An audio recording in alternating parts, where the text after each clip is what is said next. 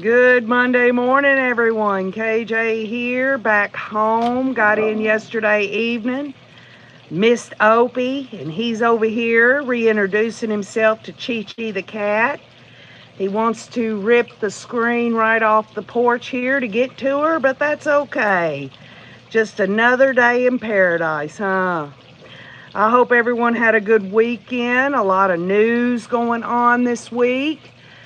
I guess really, after thinking about it and praying about it, and also trying to measure my words within me to be able to speak them, I remember when I was in the 6th grade, it had been almost a year since my father had passed away of leukemia cancer. And I was a troubled child, and y'all know good and darn well OKJ's a troubled adult now, but when I was in 6th grade, I was walking down the hallway, and there was this group of girls, and one of them looked me straight in the eye and said, "Yo, mama can't cook cornbread." And I don't know about y'all, but when somebody wants to bring my mama into it, OKJ, at that time, I had a lot of bottled up feelings, things that were going on in me. And on top of it all, she took a swipe at my countrified, poor, I guess, look that I had to throw in the cornbread phrase there. Back then, your mama can't cook cornbread was a way to put your mother down, and also the fact that you were a country bumpkin.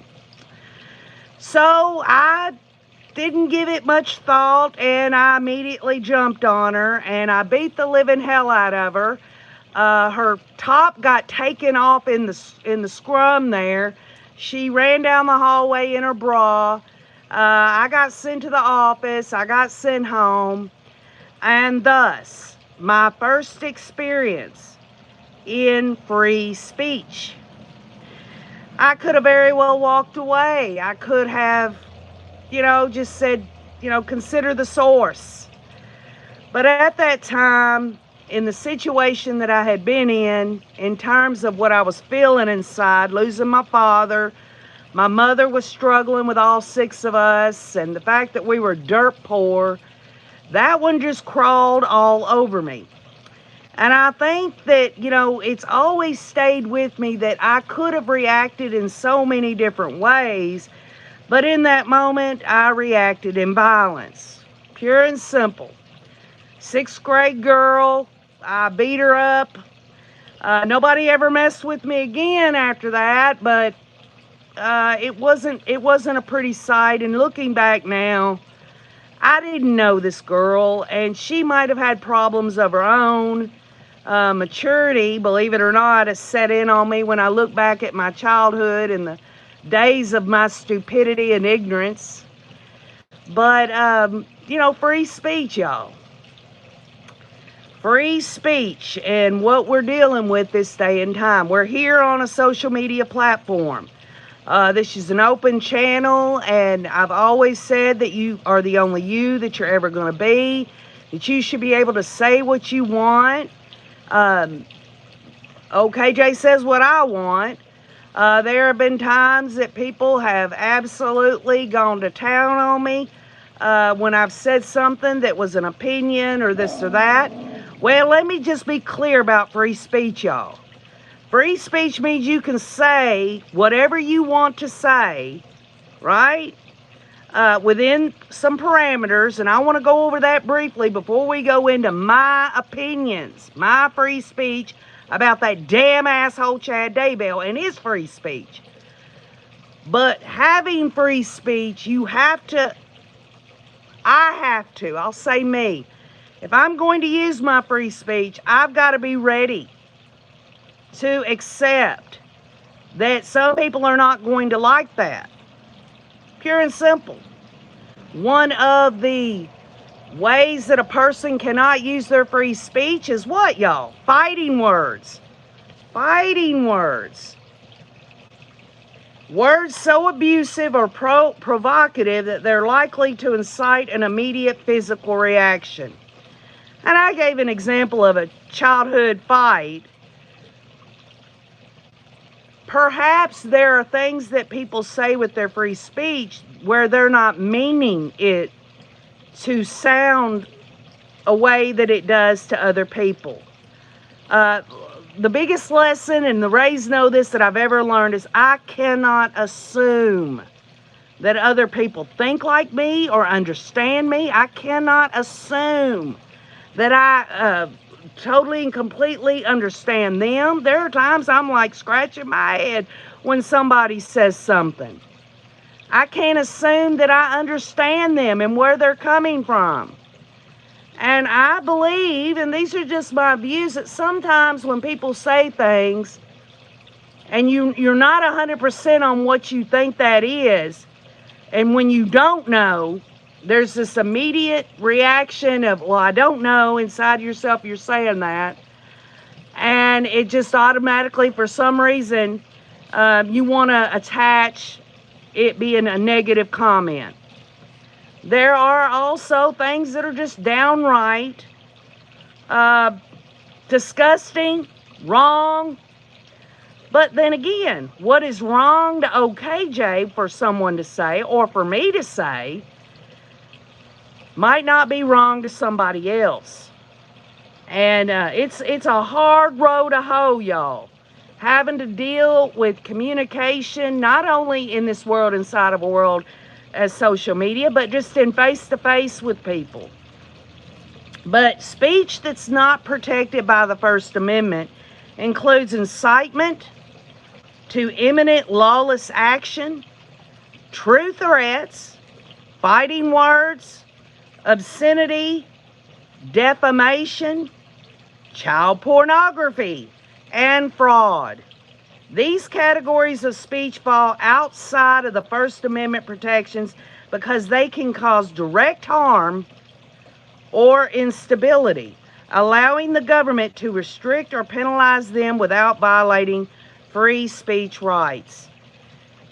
And so, whatever topic, and I'm not going to go into things, y'all, it suits no purpose whatsoever for me to go on one side or the other on the fence of any topic that has to do with politics. And believe you me, I majored in political science and I know all about it. It's not that I'm not strong enough or bold enough. It's just that I ask myself, what good is it going to do anyway? What good? Does it mean I just don't speak at all? Of course not. But there, incitement to imminent lawless action, speeches that is intended and likely to provoke immediate illegal activity or violence. Who determines this? Who has decided what can lead somebody to violence? True threats, a serious expression of an intent to commit an act of unlawful violence against a particular individual or group. Again, who decides? Who decides what is a true threat? Y'all, they're common sense things. And, maybe I'm wrong. Maybe I'm wrong, but I doubt it. I think that for the most part, when it comes to free speech, can I at least get I agree with you when I say that people should not murder people. For whatever reason. Murder is different than killing somebody. We're talking about murder. We're talking about intentionally, with malice, taking another life, regardless of the reasoning behind it. I mean, if we can't agree on that, and you know what, I wouldn't be surprised if there are many, many people out here, it's been in the news headlines, people celebrating particular people's murders and all of this and that. There are people out here, do they have a right to celebrate someone being murdered? These are questions. I'm not here to give you the answers. I'm here to give you some facts according to the U.S. Constitution of the United States, and state constitutions mirror these. course, there's the fighting words, words so abusive or provocative, which we discussed. Defamation, a false statement of fact about someone that causes harm to their reputation, such as libel, written, or slander spoken. And unfortunately, these are just facts. Charlie Kirk is not here to defend himself over all of these people saying things about him. Let me be clear. I'm not here to go on one side of the fence or another, because really, what good does that? Is it because, KJ, you got to take a stand for one thing or another? Folks, I fail every day as a Christian, a believer in Jesus Christ. I fail every day. But if I want to take instruction, I want to take it from Holy Scripture that says to love others and to put your sight on things of above and not of this world. And you know how hard that is? Am I talking about the spiritual world right now? No, I was talking about being a sixth grader and living in a world where name calling and all of that hurts very deeply. Very deeply. For goodness sake, y'all. I was picked on as a kid. They called me Flatty. They called me Forehead. They called me all kinds of names. Of course, it goes without saying in terms of free speech and what is not covered in free speech: child pornography, fraud, and perjury. Speech integral to criminal conduct such as lying in court or engaging in deceptive commercial practices. I wonder how many deceptive commercial practices are going on today, y'all. With all the ads on these social media sites telling you this stuff works. This is going to change your life. You put this dang lotion on your face, you'll look 20 years younger. Also, another thing that is not covered under the First Amendment is harassment. Speech that is severe, pervasive, and objectively offensive, creating a hostile environment that deprives individuals of equal access to resources. And if you really think about that definition, and I won't give specifics, I think that goes on all the time, every single day of the damn week. There's a lot of these things that go on, and it really comes down to the word of hypocrisy, y'all. None of us are lily white. None of us can say that we have done the right thing all the time. That's common sense.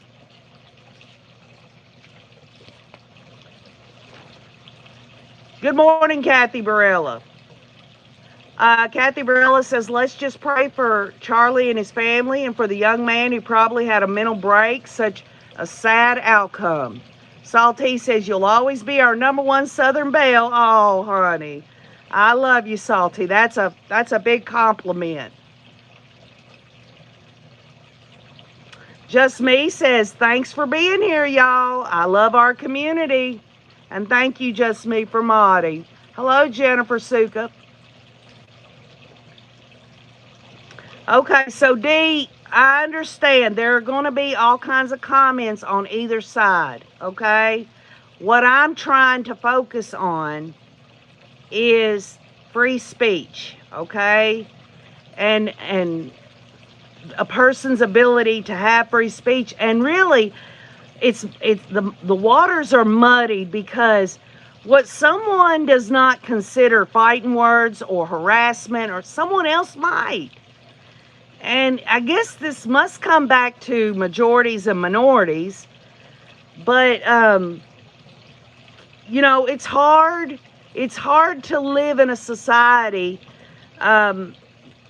where it would be hard to live in any society where we're all unique. Every one of us. D, you're unique. Fancy Nancy, Salty, Stacy Santa Maria, Sam Willow, all of y'all.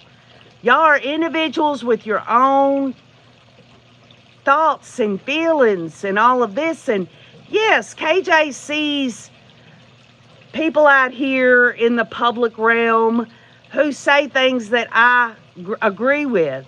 But this goes back to what I said years ago, and that is the confirmation bias.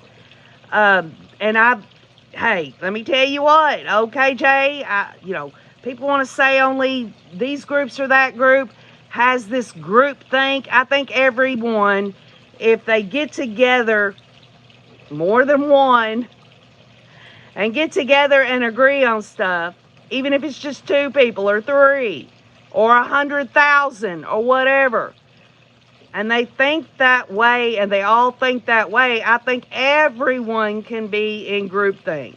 But these are just my opinions. Again, free speech. Who decides it? Who says this is bad, this is good? That's why it's important for me to stick to simplicity, being the old country girl that I am. And that is I agree with the 10 Commandments. Okay, I agree with them. If you want to take the fact that everyone's fighting over whether they should be in courthouses or in schools, hey, just take that argument away. Put up on the wall, don't kill somebody. Don't accuse somebody of something. Don't steal. You don't have to attach it to Scripture. Everyone has a right to believe, not believe, this or that. And it's not up to me, and these are my views, it's not up to me to convince anyone of anything. It's up to God in my faith. God's the one that's in control of everything. KJ, if it's left up to me, I'd mess it up. And I'm the last person that needs to be telling somebody this is right in terms of your religion or this. I'm the last person, because I'm not a great example of it at all. There are too many good people out here that don't do half the shit old KJ does. And they're better, if you want to call it spokespeople or whatever. And yes, many of y'all know old KJ was raised evangelical. Evangelism, is big in my family and in my life and all that. But, I fail. I fail all the time. And people on this channel that really know me, they know I am I've got character defects out the yin-yang, all right? Just Me says we could agree to disagree and leave as friends. My son Andrew is friends with someone. I'm not going to name names, but I don't think Andrew really listens to this, and I don't think his friend does either. But they're on opposite sides of the political spectrum. But they've been friends since they were little boys riding the school bus. They met on a school bus. Just little, 2nd and 3rd grade. Been friends since 2nd and 3rd grade. They even work at the same place now. Best of friends. And for a while there, y'all, media influence, this world inside of a world, ramps it up and wants people to attack each other. They want people to, it's either got to be black or white or black. And we're not talking about race, y'all. We're talking about everything's got to be one way or the other. And if you're not on the same side with a friend, how many people have lost their relationships with friends and families over the politicization of things or politics and this and that? It's sad, because I want to believe that and these are my views, my free speech, that there are more reasons to love others, even if we disagree with them, than there is to not love them. Parents need to buckle down with their children and teach better morals with respect, in my opinion, says Salty. Yeah, and there's parents out here that don't look at it like that. They don't look at it, they don't look at child discipline or anything. Everyone has their own way of doing things. And it's so hard. Because you know what? The reason I believe that everyone is so unique, and you being the only you're ever going to be, because God wanted us to get to know each other, whether we agreed with each other or not. If all of us thought the same way, what kind of world would we live in? We wouldn't even have half the inventions and things and the artistry and all of that. And I mean, I could go on down a whole laundry list of all the things that are positives because people are who they are and not because they have to be like somebody else. As an agnostic, I took my son to church so he could make up his own mind. He is a Christian and prays for me, so either way, I'm covered, says Sam Willow. What a wonderful testament there, Sam Willow. And Just Me says, we all struggle, but my God forgives me daily. Isn't that a comforting feeling? Just Me?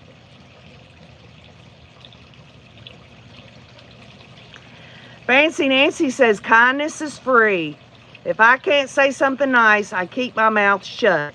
And I was raised, if you ain't got nothing good to say, don't say nothing at all. But really, as an adult, I had to rethink that, y'all. Sometimes there has to be civil discourse. I mean, are we all saying that the only thing we can say, and I get where you're coming from, Fancy Nancy. Sometimes we've got to complain. But this is the way I look at it. Some people, they don't believe that your vote counts and all this and that. I believe we elect these people to do all the trash talking and rhetoric or whatever, or non-rhetoric. We maybe vote for somebody who is even killed, who can be bipartisan or this or that, or who's quiet or whatever, dependent. Let them talk their shit. Why do we got to get out here and talk shit to one another and attack one another? It doesn't do anything to move the ball forward in any kind of peace at all. But those are just my opinions. Hello, Kathy Mama Bear. It's good to see you.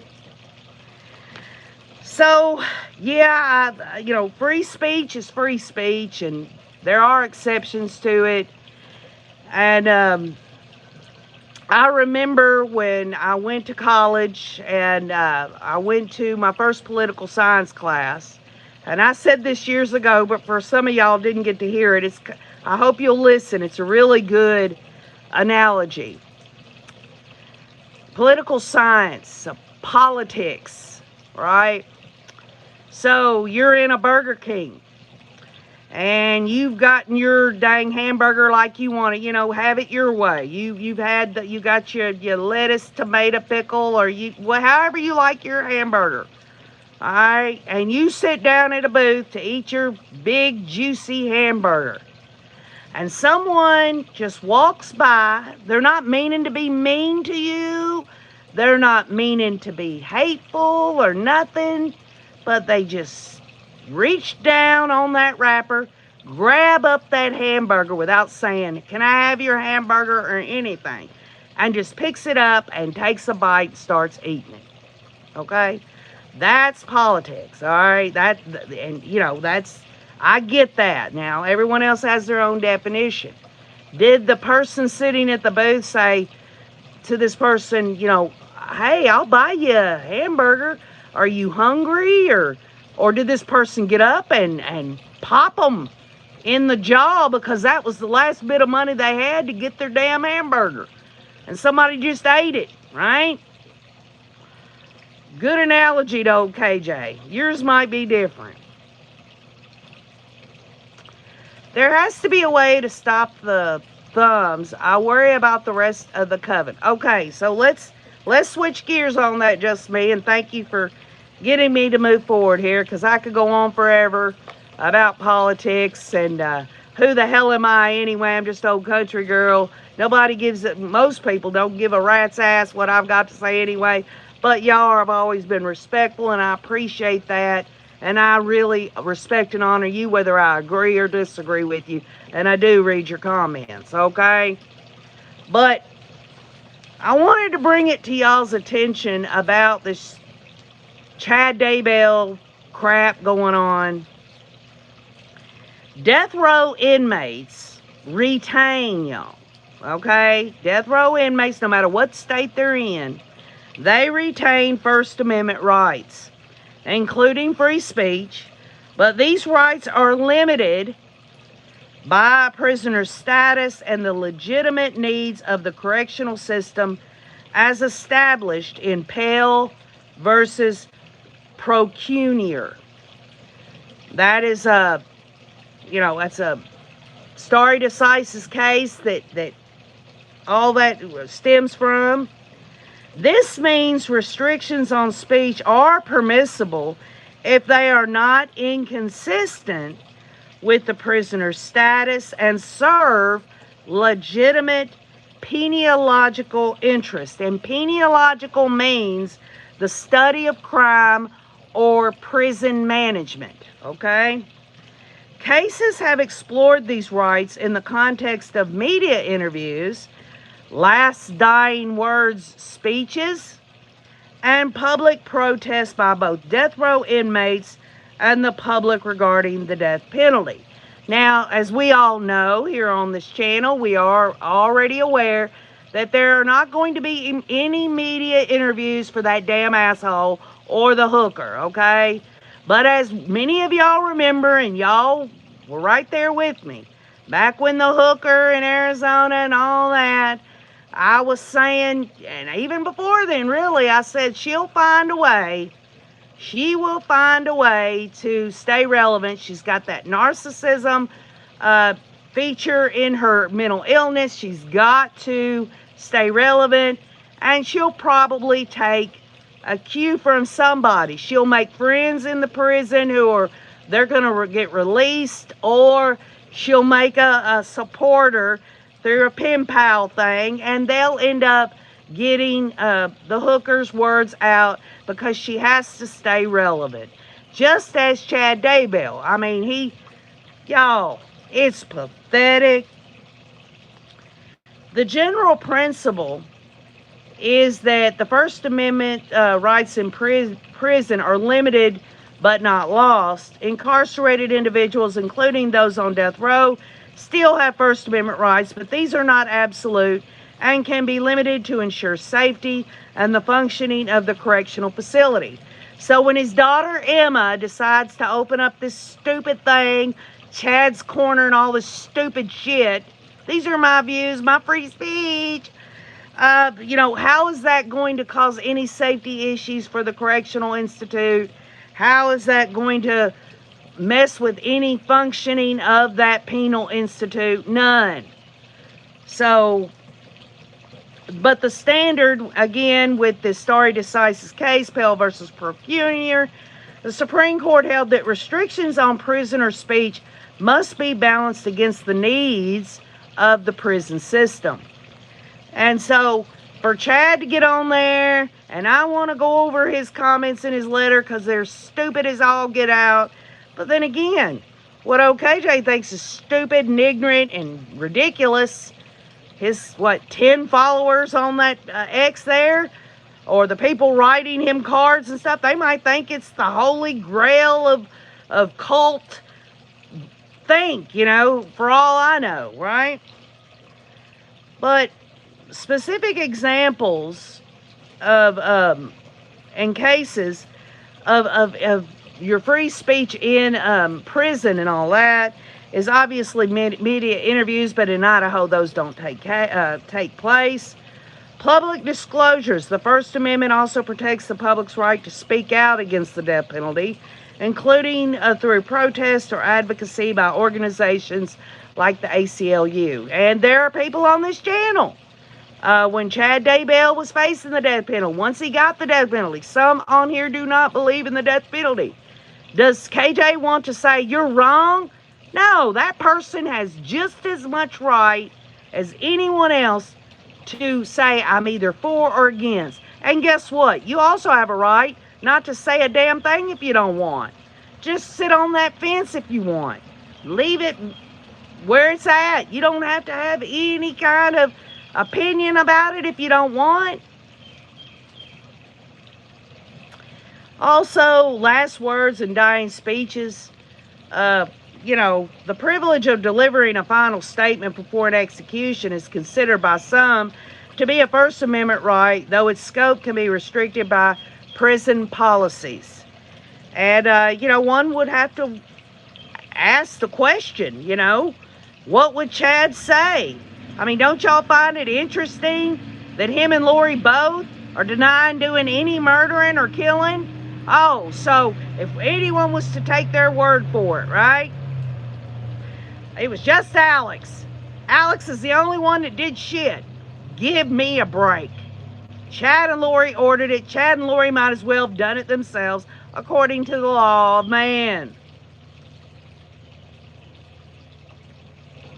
Secrecy laws. Some jurisdictions have enacted laws restricting access to information about executions, which the ACLU and others argue violate the First Amendment by silencing speech and criminalizing the disclosure of certain information. And this goes to this, where do they get their drugs for these lethal injections? How is all that taken care of and all this and that? And there is a reason, whether you agree or disagree, why they keep what they call secrecy, is because then the news media could blow it all up and cause some kind of safety issue. All of that. So, now, the key considerations of free speech in a prison is legitimate peniological interest. In other words, legitimate reasons like for studying the crime or the prison management system. Those are legitimate. I mean, there are people out here that study it. People study all kind of stuff. You'd be surprised. There's a study for every damn thing known to man. But its restrictions are justified if they're necessary for institutional security and order, such as preventing violence or maintaining control. Proportionality. The restriction on speech must be no greater than necessary to achieve the peniological goal, and the alternative means the availability of other ways for prisoners to communicate or for the public to access information can be a factor in determining the constitutionality of restrictions. And that, to me, my opinion is when Chad Daybell says in one of his letters he's not going to go into talking about what goes on in there or other prisoners, I think he's been told you can't be talking about this shit, basically. And that's why he's not bringing it up or talking about it. Criminals will be doing crime in different states based on the right, says Salty. Well, there you go. Hello, Tina Reddington. How are you? The hand of one is the hand of all. Even if Alex did the wet work, he was instructed, says Kathy Mama Bear. Exactly. But it's just, we can sit here and debate on whether they're just in a total mental denial. Deep down, I know they know.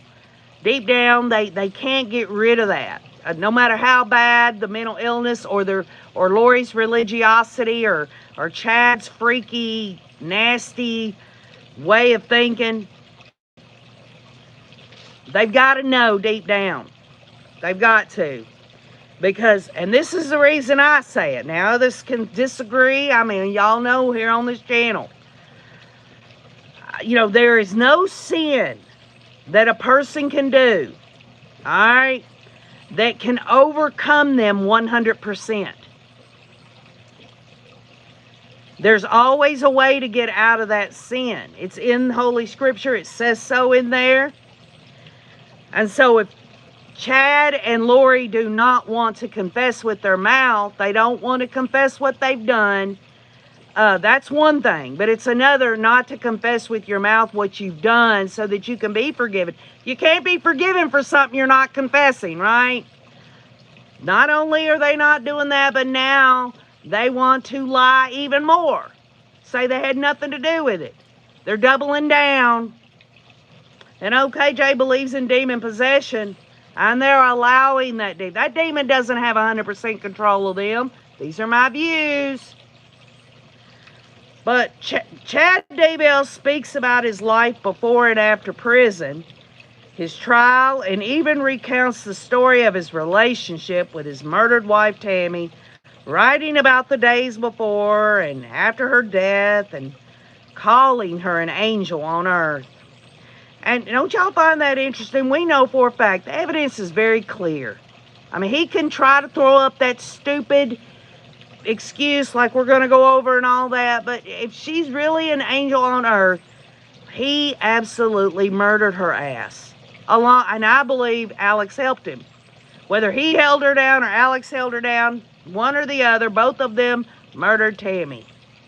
He says he hopes to be reunited with one day, adding, I love her and I always will. And what part of I love her and I always will, as he's climbing between that hooker's legs and bouncing them dang breasts of Lori's, playing bouncy ball like a little boy. Bizarrely, Daybell also shares musical and literary recommendations. An X post titled Chad's Bookshelf, y'all.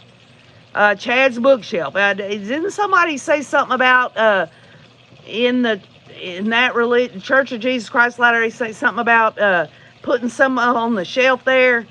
That's kind of code speak to me, but then again, and then Chad's musical notes. Who gives a rat's ass? These are my views. Who gives a rat's ass about Chad Daybell's bookshelf or his musical notes? They sure as hell didn't keep him from being a freaking murderer. And these posts are linked to Amazon and YouTube so people can click on his favorite songs and books. And the only people that would want to do that, perhaps out of curiosity, I'm sure, but the ones that are really interested, I got to go to Chad's bookshelf today, or Chad's musical notes, are people that are so just blinded. And then there's ones that know he's a killer, who are just as evil as he is, who wants to really get into that psyche. Y'all know, it's the same thing with these school shooters. They idolize another school shooter and all this and that. These people that are going to go on there, they want to be Chad Daybell. They want to feel his evilness, because that's what they want to feel. The letters have also been typed out and posted on a new X profile, which so far has 10 followers, y'all, by his daughter Emma Daybell Murray, one of Daybell's 5 children from his marriage with Tammy. And I'm just curious, who are these 10 people? They must be family members or people that still, y'all, this goes back to forgiveness. This goes back to loving other people. Maybe some of these people, hopefully some of these people, are staying in contact with Chad through writing cards and letters, support and all that, to try to lead him through to a confession so that he can actually get some forgiveness from God Almighty. Isn't that what anyone who believes in God would want for Chad Daybell? But no, he's doubling down. He didn't do anything. He didn't murder nobody. He didn't murder his wife. Oh, he's so sad. The X profile reads, letters to friends, family, posted on behalf of Chad Daybell, aiming for every Monday and Thursday. All opinions are his. DMs are closed. He receives no financial compensation. Emma has previously spoken out in defense of her father along with her siblings, claiming he was framed. Well, I'll tell you what. My prayer is that Emma and those other kids can move on with their life and really just accept their father as a murderer of children, of Tammy. In my view, Charles Vallow, he should have been prosecuted in Arizona. I'm sure he was right there when they tried to take out Brandon Brudeau. Oh, he's no bad guy, is he? He wants everyone to know he's just old chatty boy. In her email to the U.S. Sun, she wrote, my father, Chad Daybell, was convicted by the state of Idaho to die. I started a page on X to share his letters and thought you might be interested.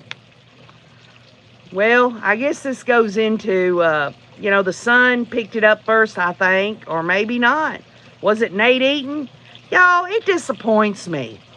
I understand that maybe Nate Eaton looked at it and saw it was out there, he'd been told, and he knew he had to report on it before somebody else did. I don't know.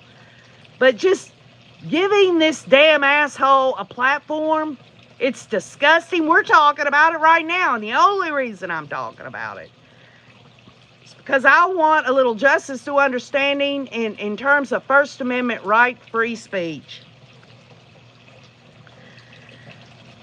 Daybell's first prison letter starts, "Hello, my friends. This is Chad Daybell writing to you from my cell in Idaho's maximum security institution. This is the first of several letters I will send." He goes on to thank everyone who has sent him cards and letters saying, "I cherished every one." The letter continues, "I've arrived here at the prison in June of 2024, and I suppose you could say I've settled in. As for death row itself, I won't be sharing details about my daily schedule or information about my fellow inmates. As the newest arrival on death row, it isn't my place to talk about such things. It really is a different world in here, but I'm surviving, and I spend a lot of time working on my upcoming appeals."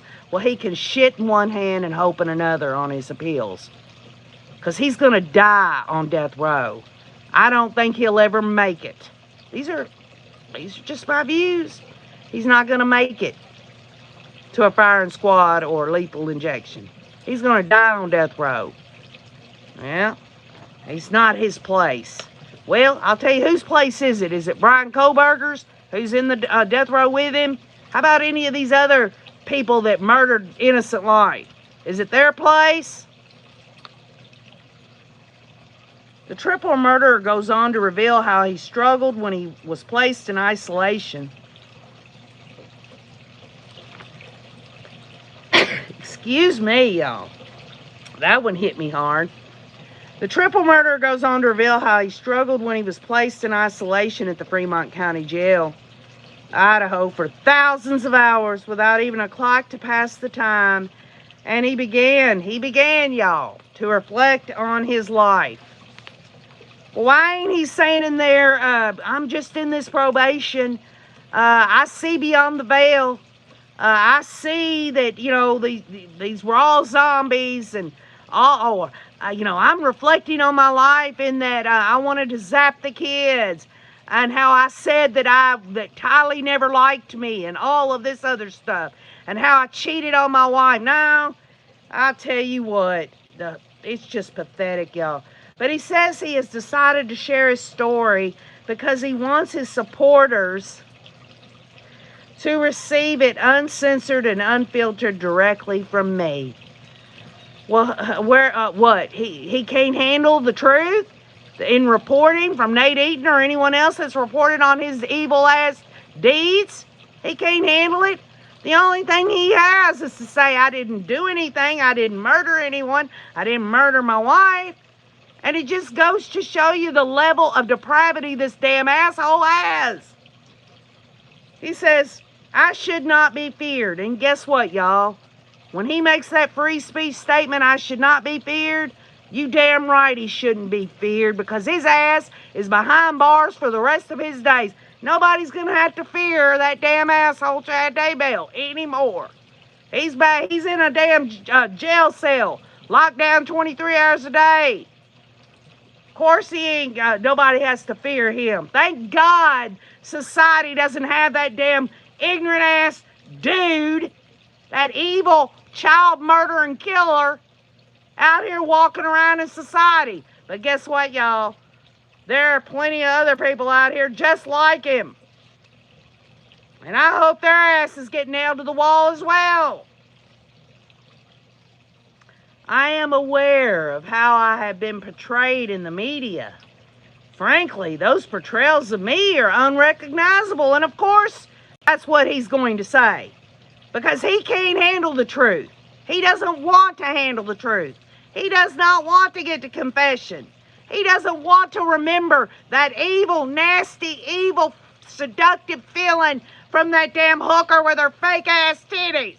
He doesn't want to remember how they were giddy as shit, snuffing out life, acting like lowercase g's. I'm not the man the media has created. I am not a cult member who should be feared. No, he's not a cult member. He was a cult leader, in my opinion. Damn asshole, damn going out here talking about light and dark and freaking multiple probations and all this crazy stuff. And y'all know, when it comes to the First Amendment, when it comes to freedom of religion, he can do whatever the hell he wants to do. But when it comes to crossing over that line of criminality, by God, he needs his ass nailed to the wall. And it has been. And I'm sure it'll get nailed by somebody, if you know what I mean. I am not a conspirator or a killer. I never have been. I'm a father, a grandfather, a husband, a son, a brother, and a friend with a firm faith in the gospel of Jesus Christ. What a crock of shit. Oh, yeah. He's a father who dang lied to his children, cheated on his wife, screwed around with a dang hussy, a son, a brother, and a friend. What kind of friend was this guy? What kind of friend was he? I mean, what, a friend to Alex? Oh, I'm going to give you a blessing, Alex. In your next life, you're going to love children, and this is my way of making you feel better for helping me murder Tylee and JJ. Wayne just drove up, y'all. And again, for him to bring up Jesus Christ, it's obvious that he does not see the gospel of Jesus Christ. To murder these people, to lie, to commit fraud, to steal money from an insurance company. Daybell claims he had recently been allowed in-person visits with several of his family members, but does not state which ones, adding that he is grateful for the unconditional love and support they have given him. Hold on just a minute.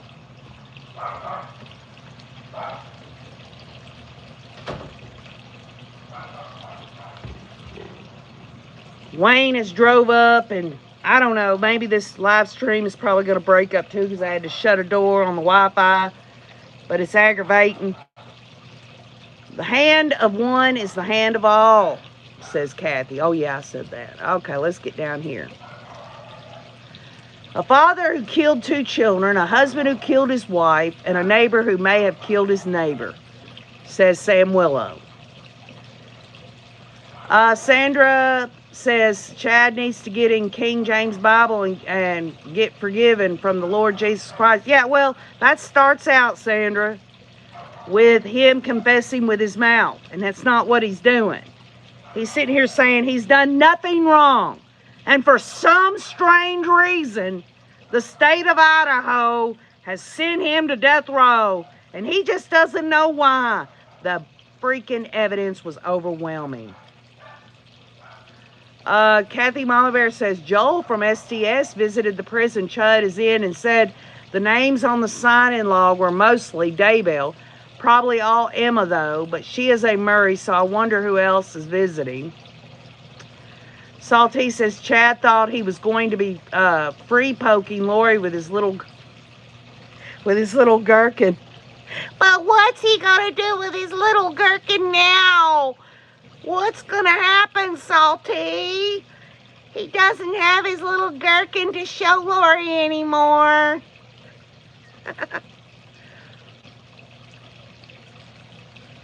Just me says stealing, coveting, and red rum. So back to this, he says he recently was allowed visits, and then when people find out that my relatives have visited me, they usually ask them, how has he changed? And he says, my relatives give the same response. He hasn't changed. He's the same Chad we always knew. Well, just stop and think about that. If these are family members, relatives, it says he's the same Chad they always knew. Did they know him when he was crawling between the hooker's legs? Did they know Chad when he was stealing from an insurance company? Do they know Chad that he was helping murder Tylee and JJ? Because he was the one. You gotta do it, Alex. You gotta do it. Or do they know him, the same old Chad that was helping Lori roll that tire into the freaking storage unit? Give me a break. I've always been a peacemaker. No, he absolutely, y'all. He absolutely destroyed lives. That's not peacemaking whatsoever. He destroyed lives. He took lives. He's disgusting. He's pathetic. He's disturbing. He's a serial killer, in my view. He says he's a peacemaker even now in prison. Well, he better be. He better be a peacemaker in there. He'll get his ass stomped or bent over by Bubba. I have never caused anyone's death. I never conspired to commit such acts against anyone. Who does he think who is he talking to? Like everyone in the freaking world that saw the empirical, factual evidence of his case that sent him to death row. Who's he talking to? Like he can actually convince anybody? The only people that he's going to convince of that statement are the people that absolutely are just as demon-possessed as he is. Because anyone who's that blind, if his Emma there and other family members want to believe his crock of shit, that's on them. It's their life. It makes them feel better to believe their dad over the harsh reality of their father being a murderer. Then it's their life. They're the ones that's going to have to lay down in their own coffin or get cremated in their own urn, however they're going to die. They're the only ones that's going to have to do that. So if they choose to believe that, all I know is this, y'all. The truth will always set someone free. The truth cannot be, person cannot be blinded by the truth forever. The truth is always in the picture. Yes, you can be blinded by your own denial, by your own sin and all that, but it's right there. It's right there. The truth is right in front of a person. I share in your sadness, pain, and grief over the deaths of Tammy, Tylee, and JJ. I don't have all the answers even now, but I'm grateful a more complete story will be shared during my appeals process. Well, the only sadness, pain, and grief that Chad feels isn't over the victims. It's over the sadness and grief that he cannot be out here free anymore. That he's going to be in a maximum security death row penal institute with his little penis, his little itty bitty gherkin there. He claims he followed his attorney's advice to sit quietly and not smile during his court trial. Why would he ever want to smile at all? I mean, for goodness sake, y'all. If anybody wanted to get their, a big old basket full of smiles, you can look at the hooker, because that's all she ever did the whole time. Bouncing up and down, acting like a freaking cheerleader. Smiling, laughing, chatting. So why does he feel, of all the things that he could talk about, why does he feel like this needs to be addressed? Because somehow Emma, or even him, reading or researching his trial or whatever, realizes how much of a serial killer he looked like, whether he smiled or not. I assure you my heart was breaking many times throughout the trial, and there were moments I couldn't hold back the tears, especially as I saw and heard family members suffering the same feelings of anguish that I was experiencing. Give me a break. I never once saw one tear in that damn asshole's face. Disgusting piece of shit. That's my free speech. That damn asshole wants to sit here and talk to people and say, I was so sad at that table, but I kept a straight face, but I cried, and I was so sad. Give me a break. The only dang thing he was sad about is that he can't walk around out here no more. He can't dang live outside them prison walls. And he sure as hell did that, right? Just me? He spent all the blood money.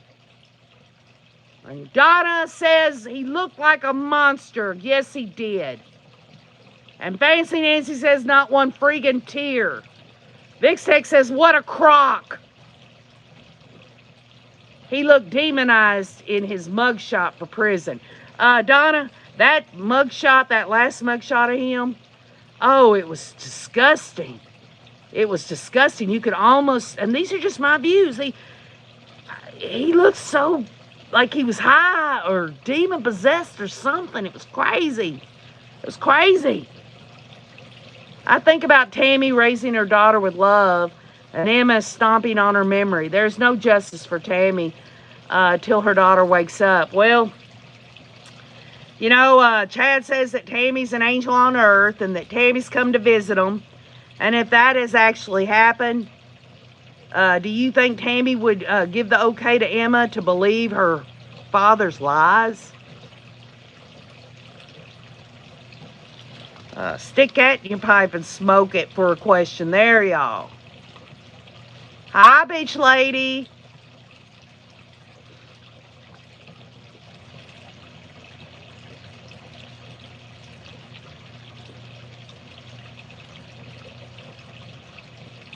Denying reality is so aggravating. It is gaslighting to tell us we are confused about reality. Well, how about this? We're all free, right? We're not sitting in jail. We're not sitting in prison. We're out here in the world. We're able to, through research, analysis, and your mind, your thoughts and feelings that are all your own, can look over the evidence and we know the truth. If he wants to live in his denial, let him.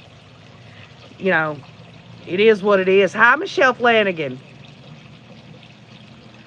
Janelle Murphy says, I think it is horrible that Chad writes letters after what he has done. There is no undoing what Chad did to Tammy by writing letters.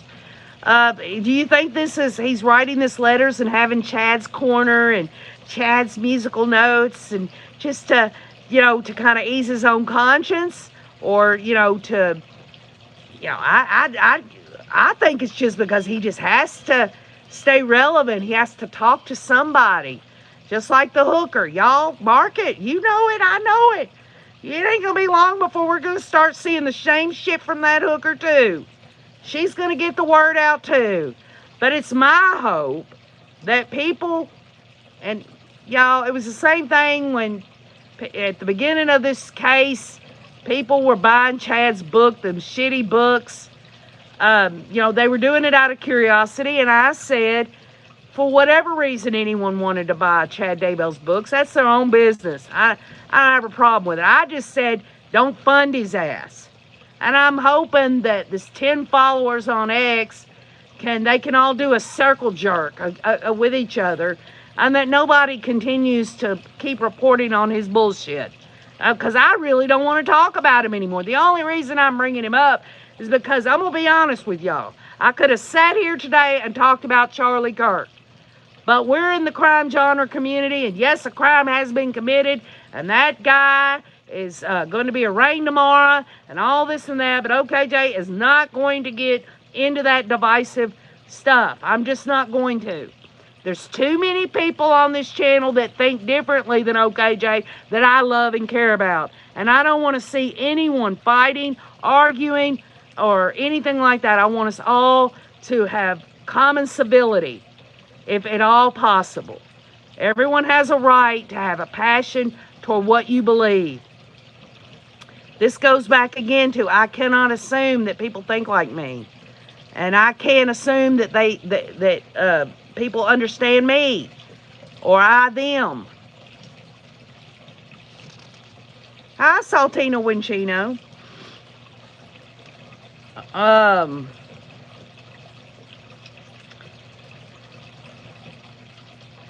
People are surprised by that answer about him saying that he hasn't changed any. He says, after hearing a different story for so long, I'm still the quiet, gentle person you all know. How gentle does it take someone to murder Tylee and JJ and Tammy? And I believe Charles Vallow, and I believe that he was right there.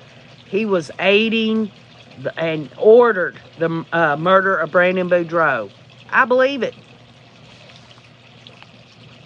You think Lori had Chad wrapped around her, had his weenie wrapped around her finger? I'm sure she did, but she wasn't calling all the shots.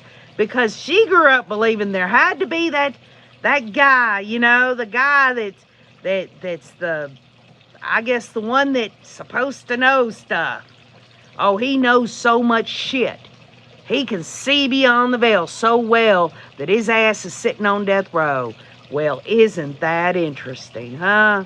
Someone who just knows and he knows all about the gospel of Jesus Christ. If he knew about the gospel of Jesus Christ and at least tried to implement it in his life, his ass wouldn't be sitting on death row right now, okay? Nobody can perfectly do everything Jesus wants them to do. I don't believe it. I've never met anyone who can perfectly do everything that Jesus would want for us. But Jesus is perfect, okay? Nobody on planet is perfect. So for him to say the gospel of Jesus, there's nothing in the gospel of Jesus Christ that talks about murdering people or stealing or committing adultery or anything like that. So if he chooses to block that out and he is reflecting on his life and he's only wanting to give a certain thought through his denial, his self-induced denial of how he is, he wants to just peel that off, just get it away from him, all the facts of his serial killer nature and what he's done to land his ass on death row, and all he wants to focus in on what's left. Let me tell you what, the bottom line is this, y'all. Until he frees himself through confession, he can think about the personality he once had before he got involved with the hooker all he wants. You know, it ain't like he wasn't womanizing in his heart and mind before he actually jumped in the sack with the hooker. There was women, Inside Edition brought it out. There were women who interviewed, said that he talked about polygamy. He talked about these things. He flirted with women. So, I mean, you know, and Tammy wasn't there at these conferences. So we don't know how many legs were spread for Chatty Boy. And who would admit to it anyway now that he's a serial killer? I mean, Julie Rowe, somehow, some way, Chad got to the point where it was clothes on clothes, and she pushed him off of her, and he started crying and all this other stuff. Give me a break. I share in your sadness, pain, and grief over the deaths of Tammy, Tylee, and JJ. I don't have all the answers even now. Yes, he does have the answers. He's got every answer there is on why he did what he did. And if he was honest and told the truth about why he murdered them, it would be sick and disgusting and twisted, and he just can't go there. It's called evil, folks. It's called demon possession, in my opinion. He claims he followed his attorney's advice to sit quietly. He admits that he won't be able to change everybody's opinions of him, signing off with, "All I can hope for is that these letters can begin to generate feelings of healing, reconciliation, and understanding." So his whole motive for wanting to write these letters is for healing, reconciliation, and understanding. Well, if that's true, then he should get to a point in his letters where he faces truth itself, the reality of what he's done, and write in his letters, "Yes, I murdered Tylee and JJ and Tammy, and helped with killing Charles, and helped with Brandon Boudreaux." If he can get to that point, and I'll look at it like that, that's not what he's saying, because he's denying everything, just as the hooker's denying everything. Y'all know that if someone believes that when Chad says, "I didn't do any of it," and Lori says, "I didn't do any of it," if someone believed that, what would they believe? That Alex went behind Chad and Lori's back and did all this? Give me a break. Then he gets to this part that makes my stomach turn, where he talks about Tammy. "This letter is devoted to Tammy. I love her, and I still do. She was my life partner and the mother of our 5 amazing children." Well, where is the wife of Lori Daybell? Where is that in your life, Chad? She was my life partner Obviously not. You married the hooker. That's your partner for life now. She's in Pocatello Women's Prison. That's your wife, Chad Daybell. And as far as the mother of his 5 amazing children, he didn't give a rat's ass. Not one little rat's ass about the fact that Tammy bore him 5 children and stood by him and worked her ass off. We built a wonderful family together. We were married for nearly 30 years, and I always sought to keep her safe and protected. Y'all, let me tell you, evil is so diabolical. He is absolutely, I don't know, it must be some kind of little part of him that's speaking, because 99% of him is evil as hell. She was the anchor of my life, and I never considered harming her. Oh, I guess, Julie Rowe knocking on the door there, Chad. All the times that you were Dudley or whatever under the freaking staircase. Oh, she was your life partner, but you were comparing your life to being Harry Potter under the stairs. Oh, give me a break. And all of that nasty sexual talk about Lily and Raphael and all that crap. Oh, he just conveniently doesn't want to talk about that.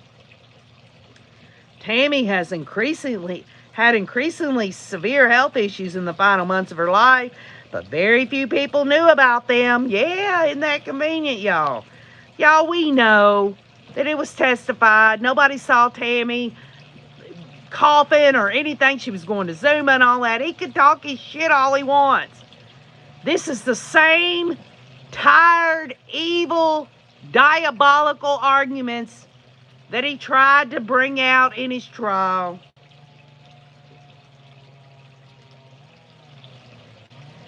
And then this is how you know he's so full of shit over and over again. He says, but even those of us who knew about her health struggles never expected her to pass away so suddenly. Do y'all not recall Chad, specifically about Lori saying, is JJ at 0 yet? Chad was telling Lori that it was getting closer for Tammy to die. Y'all remember that? Oh, none of us knew. None of us knew, but yet the text messages are very clear that Chad was, it's coming. It's going to be here real soon, Lori. Give me a break. It shows you how pathetic he is. I want you to get to know the living, vibrant, beautiful Tammy who blessed so many people with her talents and unique traits. She was strong and yet so delicate. Well, I tell you what, that damn asshole, he could have allowed people to see her vibrant, beautiful talents and traits if he wouldn't have murdered her ass. What a crock of shit. She was very kind and loving, but especially to children and animals. She was always on the lookout for the underdog who might need a boost in life. And yet he was willing to take her out to be with that loose-ass prostitute, that nasty Lori Hooker Daybell. We were united in our parenting efforts, our religious beliefs, and in the publishing company. We operated for 15 years. She radiated goodness and charisma, generating a positive impact on everyone around her. Yeah, united in our parenting efforts, religious beliefs. I guess she was all for Chad screwing around with Lori, I'm sure. She was just very kind and loving, especially to children and animals. I said that. They connected, he said, after he saw a yearbook photo of her and felt a jolt of electricity pass through me. Is that the same electricity that he was talking about with Lori? Talking about, I lay in bed and I feel myself and you together, Lori, and all this stupid stuff. Oh, they're kindred spirits united in a euphoria. What a crock of shit. That was him getting horny. That was him getting fleshly horny. Not only looking at Tammy's picture, but also when he dang got into an adulterous affair with Lori.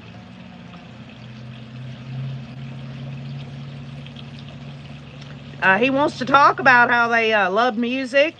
went to college together, married at the LDS Temple of Manti. Does he not want to write a letter to everyone about how him and Lori went into the temple and sealed themselves together before Tammy was even dead? That was just a way for him to, I don't know if Lori was screwing him before that time or not, but after that, you know it and I know it, they were screwing. In a follow-on letter, he alleges Tammy went from being full of energy, working out all the time and taking care of their animals, to being exhausted and sick. Incredibly, he describes the day before and after her death, writing, "The day before she passed away, she came home completely worn out from setting up the displays for the school's upcoming book fair. That evening, she told family members she wasn't feeling well and later had a bad coughing fit before throwing up." I just have this feeling that he gave her something in that shake. I have a feeling that that's what got her, if she was coughing. But even then, she didn't die quick enough. Alex had to come down from that church down the street, and they both dang did her ass in. We all feel the loss every day. I miss her and love her. Tammy was a true angel on earth, and I know she's still watching over my family. And if Tammy is actually watching over the family, I hope, that she is looking at Chad and saying, "You murdered me, Chad. You murdered me for a prostitute, a loose-ass woman." My children and I have felt her presence many times since her death. We sense she is particularly interested in her precious grandchildren. And if that's true, I hope she visits him in his death row cell and says, "You murdered me, Chad. Why did you do this to our family? After everything that we've been through together, why did you do this to me, Chad? Was the money worth it, Chad?" We believe family can be together forever in heaven. And although she has moved on ahead of us, we know we will be reunited with her someday. And it's not for OKJ to say that Chad Daybell's going to burn in hell. I can have my opinions about it, but I'll tell you this right now. Unless he confesses with his mouth, the Lord is only going to be faithful and just to cleanse him of that unrighteousness.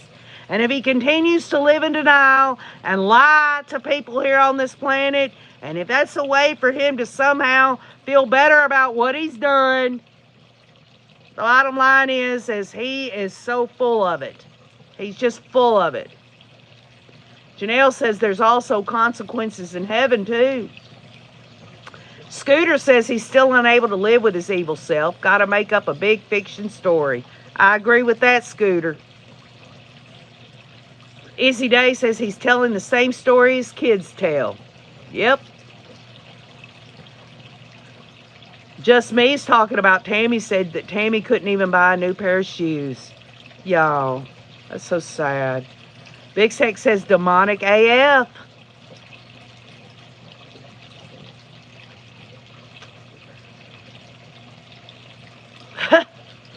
Donna says, I'm 67. I can stretch and kick. Emma is brain dead. She likes Diamond says, is he denying that? He's denying doing anything wrong. Y'all, in his mind, he's a totally innocent man sitting on death row. Give me a break. But guess what, y'all? Emma Daybell, or Emma Murray, I guess, Emma Daybell Murray, is found a way to allow her father, a convicted murderer of children and of his wife, she's found a way for him to get his free speech out.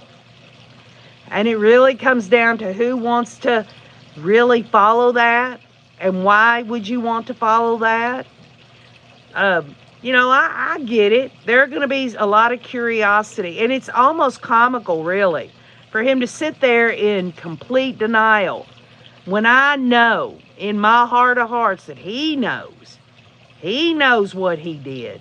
He knows it, and it's got to be really tough on him to know deep down who he really is and what he's done, and not be able to confess that. And maybe through his letters, like I said before, maybe over time, maybe these people that are sending him cards and letters will get him to a place where he can confess with his mouth.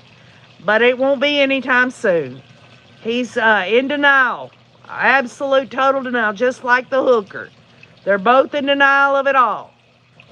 And you know what? That just really twists the knife of these victims' family members. To know that, again, I don't appreciate Emma doing it, but she has a right to do it. I think she should leave it alone. Let him just die in prison. At least he's alive right now. I mean, his victims are never going to get to be with their family members anymore. And Nate Eaton, I guess he's got his reasons for doing what he's doing. But I just think that these dang social media and media organizations need to damn cut it off at the knees and let that asshole go on and live out his days on death row. Who gives a rat's ass about Chad's corner? Chad's musical notes? Nobody gives a shit. Or there are people that do. According to his free speech, y'all, it is what it is. Again, we're sitting here talking about it, right? Just Me says no one is safe as long as he is able to influence people. And you know what? It's just like I was watching last night, Difficult Research with Krisha K. Easton. And she talked about she was going to do a Freedom of Information Act to find out who is on the jail calls or things of that sort. Just to see the kind of people that are doing this, they're wanting to believe Chad. Or maybe they know he's done the murders and it's code and he's saying he didn't, but they think that, it was all justified because they're all a bunch of evil-ass cult people. Who knows? Rational minds have a hard time understanding irrational minds, says Kathy Mama Bear.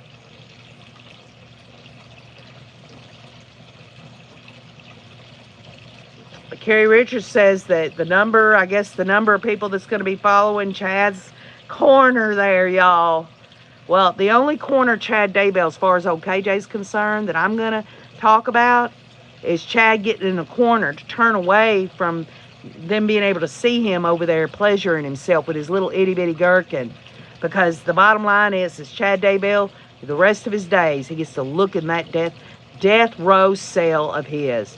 And he can reflect on his life all he damn well wants. If he's not willing to come out and tell the truth, I have no sympathy for him.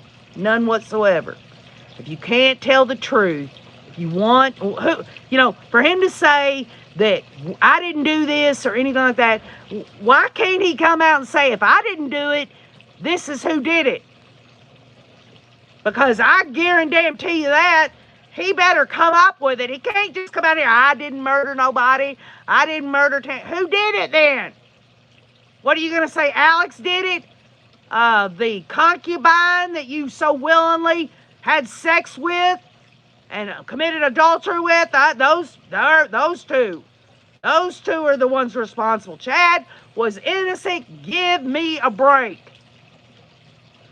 You can't just come out here and say I'm innocent without explaining. He was right in the middle of this shit. And what? Explain it away. I just had no idea the whole time. One day, my new wife's kids, I was fixing to marry my wife. I knew she had kids, and the next day, they're gone. And no, I didn't have nothing to do with it.